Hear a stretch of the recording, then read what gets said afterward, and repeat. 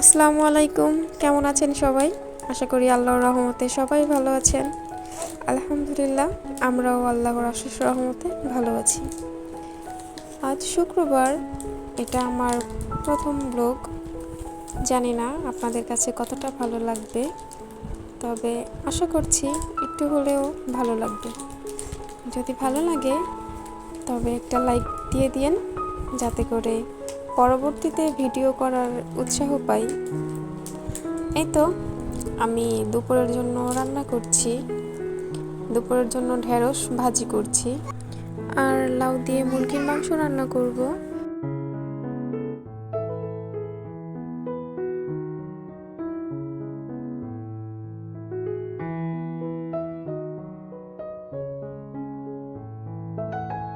তো এই তো আমি তরকারিটা বসিয়ে দিয়েছি, মশলাটা কষিয়ে নেব, তারপর পানি দিয়ে দিলাম। পানি দিয়ে মশলাটা একটু ভালো করে কষিয়ে নেব। এবার মাংসটা দিয়ে দিব, তারপর মাংসটাকে কষিয়ে নেব। রান্নাটা বসিয়ে ঘরে টুকটাক কাজগুলো করে নেব।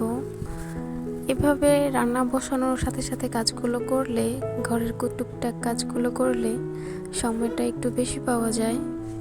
এদিকে আমার রান্নাও হলো, ঘরের অন্যান্য কাজগুলোও শেষ হয়ে গেল।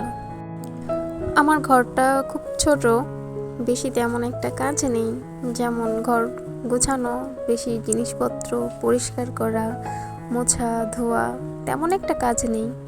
তাই অল্প সময়তেই ঘরের কাজগুলো শেষ হয়ে যায়, তেমন একটা সময় লাগে না। তাই রান্না বসানোর সাথে সাথে কাজগুলোও শেষ হয়ে যায়। আমার ঘর গোছানো প্রায় শেষ, ওদিকে রান্নাটাও প্রায় শেষ হয়ে গিয়েছে। আচ্ছা, একটা কথা বলে নেই, আমরা ফ্যামিলিতে 4 জন। আমার 2 ছেলে আছে। আমার বড় ছেলের নাম মাসুদ মাহুদি আরাফাত, আর ছোট ছেলের নাম রাফসান আফরোজ রিফাত। আপনারা ওদের জন্য দোয়া করবেন। এই তো ঘরের কাজ শেষ করে এবার চলে আসলাম আবার রান্নাঘরে। তরকারিটা প্রায় হয়ে গেছে। এবার দেখি যে জিরার গুঁড়ো শেষ, তাই একটু জিরা টেলে গুঁড়ো করে নিচ্ছি। আমি জিরার গুঁড়োটা একেবারে করি না, আমি 2-3 দিন পর পরে জিরার গুঁড়োটা করি। আমার বেশি দিন হয়ে গেলে ভালো লাগে না, মনে হয় যে ফ্লেভারটা নাই, চলে গেছে। তাই আমি 2-1 দিন পর পরে জিরার গুঁড়োটা করি। এই তো আমার রান্না পুরো কমপ্লিট।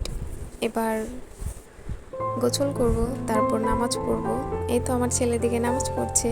ওনাকে কেউ মসজিদে নেয় না, তাই উনি একা একাই নামাজ পড়তেছে। উনি মসজিদে যাওয়ার পর কান্না করে। উনি যখন সিজদায় যায় তখন সবাইকে দেখেও কান্না করে, তাই ওকে কেউ মসজিদে নেয় না। তো আজকে এ পর্যন্তই, আজকে এখানেই শেষ করছি। আল্লাহ হাফিজ, আসসালামু আলাইকুম।